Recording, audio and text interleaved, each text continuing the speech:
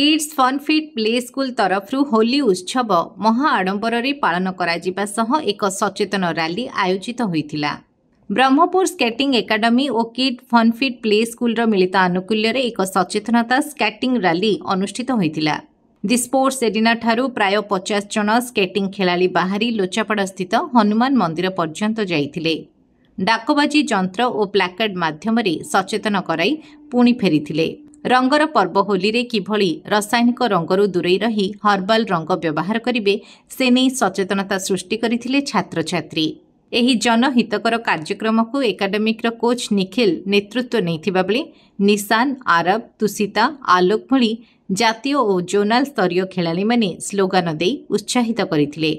Skating academy मुख्य coach तथा kids fun fit play school निर्देशक विभूति भूषण जेना एहाकु संयोजना करथिले। बहु छात्र छात्री और अभिभावक एही अवसर रे योगदान करथिले। परे प्ले स्कूल परिसर रे होली पर्व पालित होइथिला। शिशु माने राधाकृष्ण बेशरे सजे होई पारंपरिक रीतिनीति रे होली पर्व पालन करथिले। प्ले स्कूल बहु शिक्षक शिक्षयित्री कार्यक्रम परिचालन रे सहयोग करथिले।